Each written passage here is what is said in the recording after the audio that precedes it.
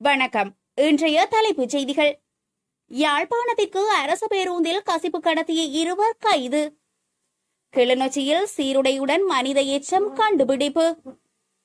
அரசு ஊழியர்களுக்கு மகிழ்ச்சி தகவல்.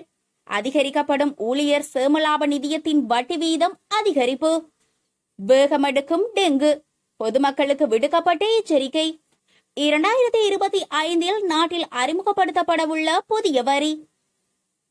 இலங்கைக்கு கடத்த முயன்ற பெருமளவான போதைப்பொருள் மீட்பு. பாகிஸ்தானிலிருந்து மீண்டும் பெரிய வெங்காயம் இறக்குமதிக்கு நடவடிக்கை. வடக்கில் தகுதியற்றவர்களுக்கு பதவி வழங்கி கல்வியை அளிக்க முயற்சி, சந்திரசேகரன் குற்றச்சாட்டு. சட்டவிரோதமாக சொத்துக்களை குவிப்பவர்களுக்கு விடுக்கப்பட்டுள்ள எச்சரிக்கை. தொடர்ந்தும் செய்திகளை தெரிந்து கொள்ள எமது சேனலை சப்ஸ்கிரைப் செய்து இணைந்திருங்கள். இனி விரிவான செய்திகள்.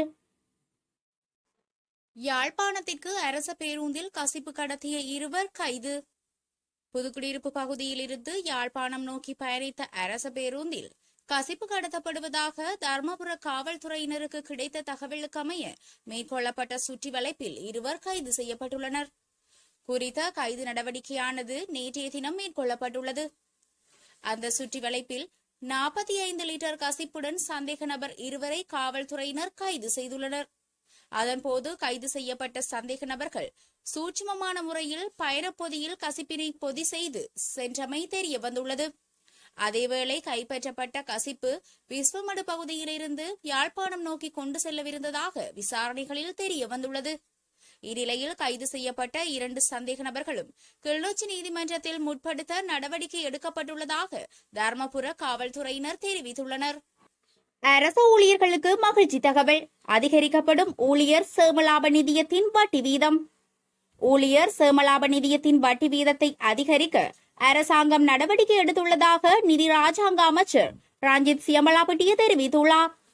இதன்படி தற்போது 8 வீதமாக உள்ள வட்டி வீதம் 13 வீதமாக அதிகரிக்கப்பட்டுள்ளதாக அவர் குறிப்பிட்டுள்ளார். ஊழியர்களுக்கான சலுகைகளை அதிகரிக்கும் நோக்கில் குறித்த நடவடிக்கை முன்னெடுக்கப்பட உள்ளதாக அவர் கூறியுள்ளார். இலங்கையில் தற்போது சீரான முறையில் முதலீடுகள் மேற்கொள்ளப்பட்டு வருவதாக ரஞ்சித் சியமலாபட்டிய சுட்டிக்காட்டியுள்ளார். இதனை கருத்தில் கொண்டு ஊழியர் சேமலாப நிதியத்தின் வட்டி வீதத்தை அதிகரிக்க அரசாங்கம் தீர்மானித்துள்ளதாக அவர் தெரிவித்துள்ளார். இதன்படி சுமார் 27 லட்சத்திற்கும் அதிக ஊழியர்களின் சேமலாப நிதியம் இந்த வட்டி வீத அதிகரிப்பின் மூலம் பல நன்மைகளை பெற்றுத்தரும் என நிதி ராஜாங்க அமைச்சர் தெரிவித்துள்ளமை குறிப்பிடத்தக்கது. கிளிநொச்சியில் சீருடையுடன் மனித எச்சம். கிளிநொச்சி பளை காவல் பிரிவிற்குட்பட்ட முகமாலையில் கண்ணிவெடி அகற்றும் நடவடிக்கையில் ஈடுபட்டுள்ள அரசு சார்பற்ற நிறுவன பணியாளர்கள் மண்ணுக்குள் புதைக்கப்பட்டிருந்த பல மனித எச்சங்களுடன் சீருடை ஒன்றை கண்டெடுத்துள்ளனர். குறித்த சம்பவம் நேற்று முன்தினம் இடம்பெற்றுள்ளதாக தெரிவிக்கப்படுகிறது. சம்பவம் தொடர்பில் கண்ணிவெடி அகற்றும் குழுவினர் பளை காவல்துறையினருக்கு அறிவித்துள்ள நிலையில் சம்பவ இடத்திற்கு விரைந்த கிளிநொச்சி நீதவான் குறிப்பிட்ட இடத்தில் தொடர்ந்து அகழ்வு பணிகளை நாளைய தினம் மேற்கொள்ளுமாறு உத்தரவிட்டார். மேலும் கிடைக்கப்பெற்ற மனித எச்சங்களை சட்ட வைத்திய அதிகாரிகள் மூலம் பரிசோதனைக்கு உட்படுத்த அனுப்பி வைக்குமாறும் பணித்துள்ளார். வேகமெடுக்கும் டெங்கு, பொதுமக்களுக்கு விடுக்கப்பட்ட எச்சரிக்கை.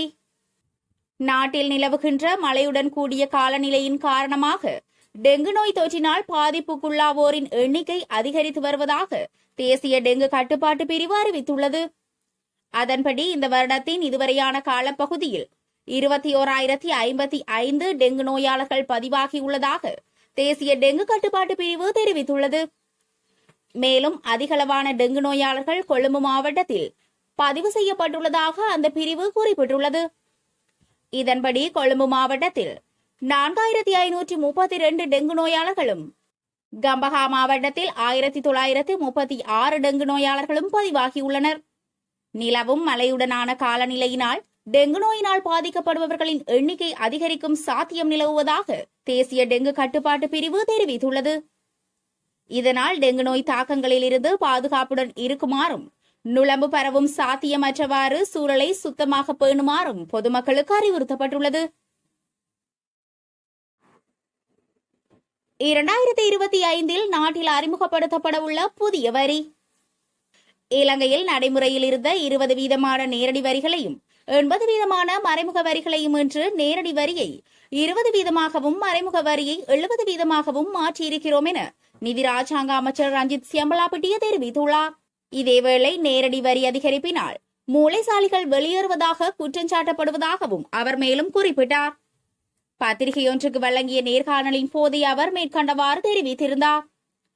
இங்கு தொடர்ந்தும் அவர் தெரிவிக்கையில், நாங்கள் மக்களுக்கு சுமை ஏற்படாத வகையில் வருமானத்தை அதிகரிக்கும் ஏனைய மூலங்கள் தொடர்பாக கவனம் செலுத்துகிறோம். இதுவரை இலங்கையில் 20 வீதம் நேரடி வரிகளும் 80 வீதம் மறைமுக வரிகளும் நடைமுறையில் இருந்தன. இன்று நேரடி வரியை 30 வீதமாகவும் மறைமுக வரியை 70 வீதமாகவும் மாற்றியிருக்கிறோம். எதிர்காலத்தில் நேரடி வரி 40 வீதமாகவும் மறைமுக வரி 60 வீதமாகவும் மாற வேண்டும். நேரடி வரியை அதிகரிக்கும் போது மூளைசாலிகளின் வெளியேற்றம் இடம்பெறுவதாக குற்றம் சுமத்தப்படுகிறது. அப்படியொரு சிக்கலும் உண்டு. அதனால் தான் நாங்கள் 2025ஆம் ஆண்டில் சொத்து வரியை அறிமுகப்படுத்துவதற்கு தீர்மானித்துள்ளோம். இலங்கையில் மறைக்கப்பட்ட பல சொத்துக்கள் காணப்படுகின்றன. எனவே சொத்து வரியை நடைமுறைப்படுத்துவதனூடாக அவற்றை செயற்திறனாக்க முடியும். உலகின் பல நாடுகளில் சொத்து வரி உள்ளது. சொத்து வரி என்பதும் மக்கள் பயப்படுவார்கள். மக்களுக்கு சுமை ஏற்படும் வகையில் நாம் அதை செய்ய மாட்டோம் என அவர் தெரிவித்தார். இலங்கைக்கு கடத்த முயன்ற பெருமளவான போதைப்பொருள் மீட்பு.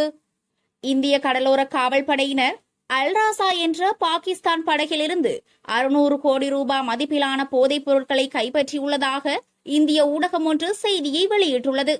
குறித்த படகிலிருந்து பலூசிஸ்தானைச் சேர்ந்த 14 பேர் கைது செய்யப்பட்டுள்ளனர். இதையடுத்து அவர்களை மேலதிக விசாரணைகளுக்காக குஜராத்தில் போர்பந்தருக்கு அழைத்துச் செல்ல உள்ளதாக இந்திய கடலோர காவல்படை தெரிவித்துள்ளது. இந்த 86 கிலோ எடையுடைய சுமார் 600 கோடி ரூபாய் பெறுமதி கொண்ட போதைப் பொருட்களை இலங்கைக்கு எடுத்துச் செல்வதாக கைது செய்யப்பட்ட பாகிஸ்தானியர்கள் தெரிவித்ததாக அகமதாபாத் போலீஸ் அதிகாரி குஜராத் விகாஸ் சயன் கூறியுள்ளார். எனினும் எங்கே யாரால் இந்த போதைப் பொருட்கள் கையேற்கப்படவிருந்தன என்ற தகவல்கள் எவையும் வெளியாகவில்லை.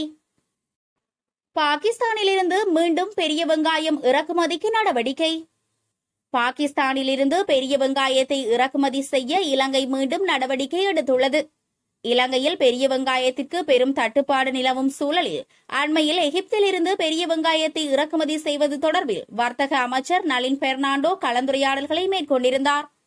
இந்நிலையில் பாகிஸ்தானில் வெங்காயம் ஏற்றுமதிக்கு விதிக்கப்பட்ட தடை நீக்கப்பட்டதை அடுத்து பாகிஸ்தானிலிருந்து பெரிய வெங்காயத்தை இறக்குமதி செய்ய நடவடிக்கை எடுத்துள்ளதாக அத்தியாவசிய உணவுப் பொருட்கள் சங்கத்தின் இறக்குமதியாளர் தெரிவித்துள்ளார்.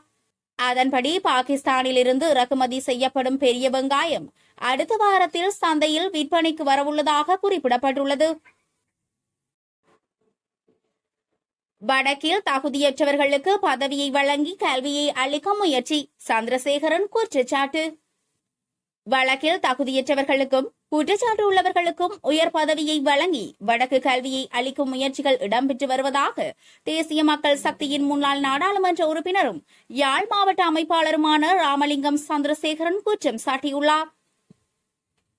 யாழ்ப்பாண ஊடக மையத்தில் நேற்று இடம்பெற்ற ஊடகவியலாளர் சந்திப்பின் போதே அவர் இவ்வாறு குற்றம் சுமத்தியுள்ளார். அவர் மேலும் தெரிவிக்கையில், வடக்கு கல்வியில் ஊழல் மலிந்து காணப்படுகிறது. குற்றச்சாட்டுக்குள்ளாக்கப்படும் அதிகாரிகளுக்கு தண்டனை வழங்கப்படாமல் பதவி உயர்வு வழங்கும் நடைமுறை வடக்கில் காணப்படுவது வடக்கு கல்வியை அழித்துவிடும் செயற்பாடாகவே பார்க்கிறேன். ஆசிரியர் மற்றும் அதிபர்கள் இடமாற்றத்தில் முறைகேடுகள் இடம்பெறுகின்ற நிலையில் இடமாற்ற சபையின் அதிகாரங்கள் துஷ்பிரயோகம் செய்யப்படுகின்றன.